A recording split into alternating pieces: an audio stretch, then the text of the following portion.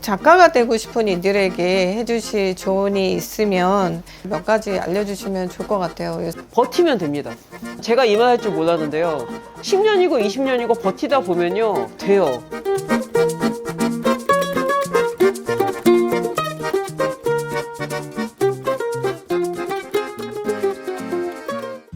신화 속 주인공이 미래로 소환되었습니다. 거기에 나온 이제 단편을 이제 확장돼서 이번에 이제 넌 언제나 빛나라는 작품이 됐죠. 그래서 반려동물의 죽음이라는 굉장히 이제 슬픈 소재를 가지고 이렇게 굉장히 아름다운 이야기를 빚어내셨는데요.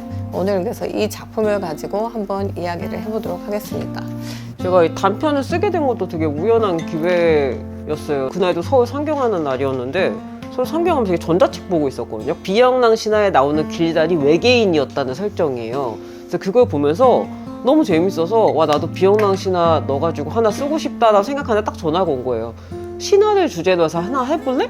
근데 약간 소름 돋잖아요. 비영랑 신화 길달 갖다 쓰겠다. 딴 사람 쓰면 안 된다 이러고 되게 빨리 썼어요. 이거는 3일 만에 썼어요. 얘기가 막 쏟아지는 느낌이 들 때가 있는데 이 단편이 그랬어요. 그래서 쓰고 나니까 이걸로 끝내면 안 될 것 같았어요. 그래서 막 제가 먼저 대표님께 말씀을 드렸어요. 저 이거 장편 쓰고 싶어요. 장편도 쓸 때 되게 신이 나서 썼고요. 저희 몽이가 작년에 2월 28일에 무지개 다리를 건넜어요. 그 제가 2월에 가까워지니까 점점 힘들더라고요. 그래서 1월에는 진짜 죽어같이 힘들었어요. 진짜 약간 패닉 상태였어요. 진짜 우울증이 이렇게 깊이 갈 수 있구나. 진짜 오랜만이다. 그래서 2월 동안 그냥 날을 잡고 이 소설 마감을 하기로 잡았어요. 그래서 2월 28일까지 이 소설을 완성을 하자. 그래서 몽이는 한 달 내내 생각하고 길이는 시간을 갖자고 썼는데 저는 청소년 소설을 많이 쓰게 된 이유가 그거거든요. 청소년 소설 쓰면 제가 치유를 받아요. 어렸을 때 왕따를 심하게 당했었는데 지금도 말하니까 약간 울먹이는데 그 왕따를 당한 경험을 갖다가 쓴 게 첫 번째 청소년 단편 소설이었어요. 그래서 그걸 쓸 때 엄청 울었어요. 그러면서 이제 쓰고 나니까 괜찮아지더라고요. 그 전까지 막 말만 하면 눈물이 터지는데 말도 못했어요. 제가 친한 친구가 있는데 그 친구가 카톡으로 내가 오늘 있는데 뭐 몽이 생각이 이 말을 보내 그걸 보고 우는 거예요. 걔는 그걸 저 울리려고 한 말이 아닌데 그걸 보고 저 혼자 상처받아요. 그냥 몽이라는 글자만 보면 눈물이 터지는 거예요. 펠로스 증후군이죠. 그래서 그랬는데 이 책을 이제 쓰고 나니까 이제는 괜찮아졌어요. 1편을 즐기시는 재미로 아직 안 읽으신 분들은 읽으시면서 이 중에 누가 비영랑일까 이걸 추리하면서 읽으면 또 색다른 재미가 있으니까 그 방법도 권해드립니다. 지금 2편에서 비영랑 찾기로 이렇게 이야기가 계속 이어지고 꼬리가 맞물리고 있잖아요.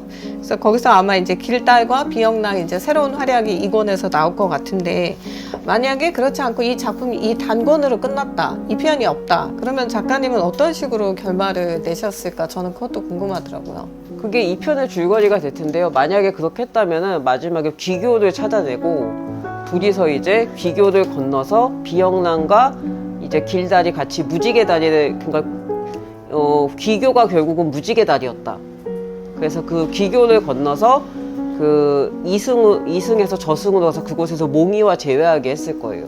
사실 반려동물을 키우지 않는 사람들은 뭐야? 왜 저래? 왜 이렇게 오바야? 이렇게 생각할 수 있는데 그게 아니라는 거죠. 그래서 그런 귀교가 진짜로 있어서 거기를 건널 수 있다면 꿈에라도 나의 아이를 보고 싶다. 이런 욕망은 굉장히 강렬한 것 같아요. 저 같아도 뭐 꿈에라도 다시 한번 그 아이를 보고 싶은 마음이 있을 거고 그런 슬픔에 대해서 이런 책을 소설이라는 매체를 통해서 또다시 생각해보는 것도 굉장히 좋은 것 같습니다. 이 책에서 145페이지에 나오는 대사를 좋아해요. 어떻게 보면 이제 이 작품의 주제를 관통하는 거라고도 할 수 있는데 저는 이거를 작가님이 한번 읽어주시면 좋을 것 같아요. 세상에 따돌림을 당해도 되는 사람은 한 명도 없어. 누구나 잘못은 할 수 있어. 중요한 건 잘못하고 나서 깨닫는 거야. 내가 무엇을 잘못했는지 진심으로 뉘우치고 다신 그러지 않겠다고 생각하는 거야. 나는 그게 살아가는 일이라고 생각해. 다음 질문은 이제 좀 더 그 현실적인 질문인데 그 작가가 되고 싶은 이들에게 해주실 조언이 있으면 소설을 쓰면 이렇게 된다. 이게 방법을 몇 가지 알려주시면 좋을 것 같아요. 그러니까 저는 처음에 제가 소설가로 데뷔했을 때도 제가 소설가로 먹고 살 거라고 상상을 못했어요. 왜냐면 저는 되게 순발력으로 그때 글을 썼고, 그때 연재가 걸려가지고 울며 겨자 먹기도 연재를 막아야 돼서 계속 썼던 건데, 제가 제대로 쓰고 있다는 확신을 가진 적이 단 한 번도 없었어요. 쓰고 싶은 장르, 내가 쓰고 싶은 글이 있어요. 근데 가끔 어떤 사람 글에서 그걸 발견을 해요. 그러면 저는 그 사람 걸 컨트롤 CV 해보라고 말하거든요. 내가 만약에 어떤 글을 쓸 수 있을 것 같고 이 글이 내 글 같다면 그 글을 옆에다 두시고 그 글을 필사하면서 그 글의 구조, 캐릭터 어떻게 썼을까 이런 생각을 많이 해보시라고 하고 싶어요.